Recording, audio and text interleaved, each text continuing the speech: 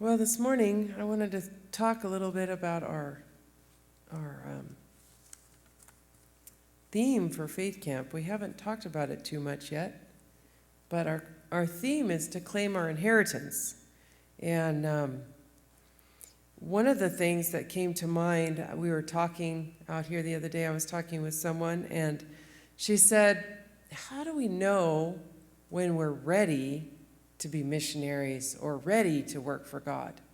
She'd been having a discussion with some friends. And so I've been thinking, many people tell us that or talk to us about that, being in the field that we're in. And so I just was praying, and some thoughts came to mind I wanted to share this morning. How do I know when I'm ready to share the gospel or be a missionary? You know, someone told us once, Moses was in the wilderness for 40 years herding sheep. So therefore, none of us are ready for 40 years? No. But he was ready after 40 years, wasn't he?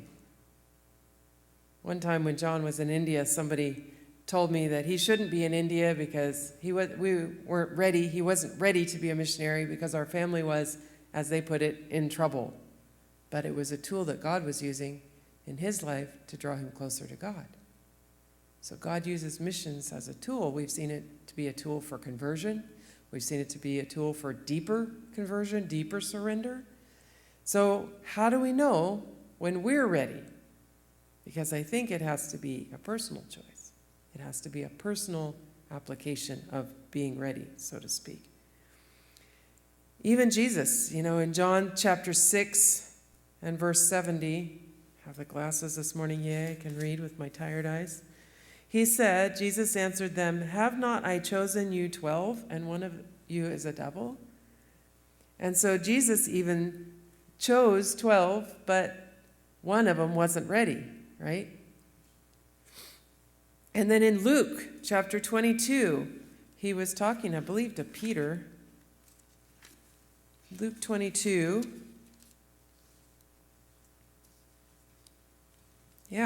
He says, Simon, Simon, behold, Satan hath desired to have you, that he may sift you as wheat. Verse 31 and 32. But I have prayed for thee, that thy faith fail not, and when thou art converted, strengthen thy brethren. But Peter had already been sent out at least once. Jesus sent out 70, and then he sent out 12. And he wasn't converted then? So how did Jesus know he was ready to be sent out? I think that's the key. Jesus knew. And it's the same it was the same for the demoniac. In Mark, there's only one. In Matthew's version, I think there's two. But when they came to the shore, Mark chapter 5, they came to the shore in the Gadarenes, and there came out from the tombs, there was one, according to Mark, that was possessed of the devils.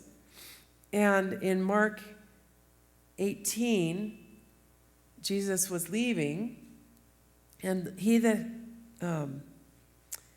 verse 18, and when he was come into the ship, he that had been possessed with the devil prayed him that he might be with him. So he wanted to go and learn more because he didn't think he was ready, right?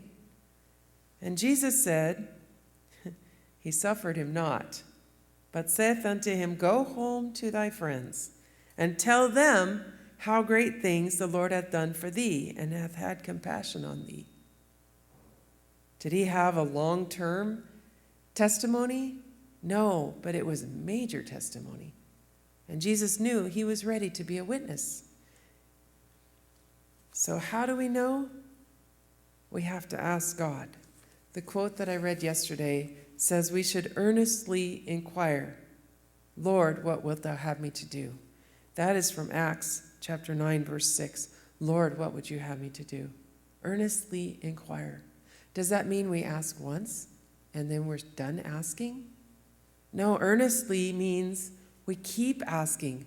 We ask as though our life depends on it. We ask like we're serious about it. And it's not just a one-time thing. So what do we need to know that we're ready? We need God to teach us that we're ready. We need to surrender to his leading, to be willing at least to be made willing, right? If we're willing to be made willing, then God can work in our lives. But if we're stubbornly holding on, we're not even willing to be made willing. We have to have faith. We have to trust God that he knows best how to lead me and how to lead you. We have to let go of our comfort, our selfishness, our ideas, our plans, everything. And we have to let God be in charge. Truly, totally, absolutely in charge. Let him lead in our lives. John chapter 16, verse 13. Howbeit, when he, the Spirit of truth, is come, he will guide you into all truth. For he shall not speak of himself, but whatsoever he shall hear, that shall he speak, and he will show you things to come. We've been praying for the Lord to be here with us, for his Spirit to be poured out, and for him to lead us during this faith camp. And I think it's the same for the rest of our lives.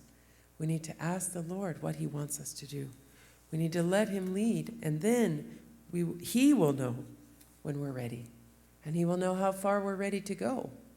If we're ready to go to our closest neighbors, or if we're ready to go across the seas. If we're surrendered, then he will lead us, and we will go where he asks us to go. We're going to come together for prayer time this morning. I want to have a short prayer before the stream goes off, and for the audience, and then we'll come together at the front and have united prayer. Dear Father in heaven, we just ask, Lord, that you will help us, that you will give us hearts that are soft toward you, ears that will listen, eyes that will see, that we will earnestly ask you, Lord, what do you want us to do? Are we where we should be living? Are we doing what we should be doing? We want to be where you want us to be, Lord. And this morning we ask that your presence will be here with us during Faith Camp, that you will fill us, that you will teach us, that you will guide us into all truth. And we know that the truth for each one of us is what you need us to know for right now. Your truth never changes, but you enlighten us a little at a time. And each of us, our paths are different. And so we just ask, Lord, for that individual leading that you know we need, that our hearts will be open to you and we will follow you no matter how easy or how hard it looks. Thank you in Jesus' name. Amen.